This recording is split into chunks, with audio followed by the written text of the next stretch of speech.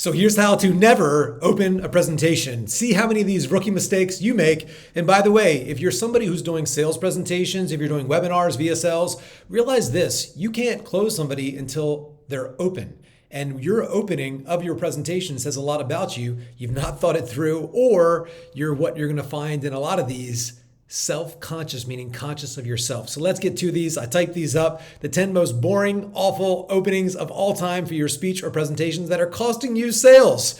1, good morning, good evening, good afternoon.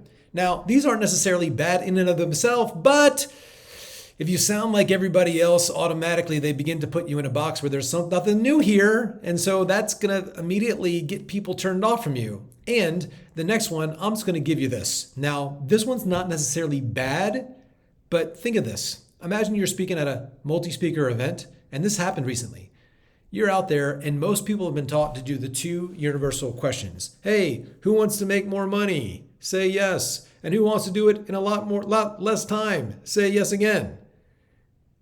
So the typical thing that people teach is to ask 2 universal questions that are going to have a high likelihood of a yes. Now, this is not necessarily terrible advice in of itself, but what happened for one of my clients is he was speaking on stage. He was like the 6th speaker of the day, and everybody did it. First time the person came out and they asked these questions, the audience said yes. Second time, yes. Third time, yes. Fourth time, eh. It's like the same thing. And it changed the context of the entire presentation. This is nothing new here. So we had to do something right there in the spot. So you'll see down below, there's a lead magnet if you want to opt in and get like 10 awesome ways to open. But I'll share one of them with you now. We opened with a story. It was fire, an emotional story. And we got people to stand up and sit down based on criteria that related to the topic. So that's all in the PDF. Check it out. But let's continue here. So I want to thank you all for being here today. Don't do it. Again, it's boring. I'm not a professional speaker, but making an excuse as soon as you speak. I hear it all the time. I didn't have time to prepare, but I'm super excited anyway. How crazy is that? All right. I didn't want to speak today, but they insisted. Oh man, these are bad. I'm not sure why I'm here, but anyway, I'm going to read this slide presentation word for word. And that's the next one, by the way. If you start your presentation, reading the presentation, okay, my name is John, and I'm here to talk about how to be more dynamic with your presentation to make more money. Whoa, that was weird. Like connect with your audience, especially in the beginning. Then you got some times where you can connect with the audience, and you should plan those. I hope you enjoy the presentation. Why say that? Just get to it.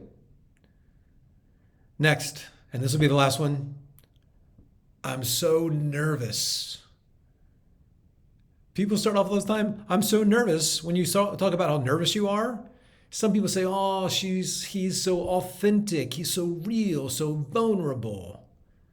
And that's all well and good in life. And you want to have some of those parts of your presentation, your story that are that. But when you start off that way, one, you're focused all on you. You're letting the audience that you're focused on you, and you're not a professional. Right at the beginning, you got to take charge. In life, being vulnerable, the power of vulnerability, I'm all on board. But when you are on stage and you're doing it in the capacity to make money, not be a motivational speaker, not being the person, not Sally at the office party standing up and speaking for the first time, you are there to lead people with the outcome of acting in the sense that they give you money. Realize this and remember this for the rest of your life. People say you did a good job. People say, hey, I really like you. You're awesome. I loved your story. But there's only one way to know if you're actually good at what you do as it comes to speaking and selling and moving people to action. Realize this and realize this for the rest of your life. People vote with their dollars.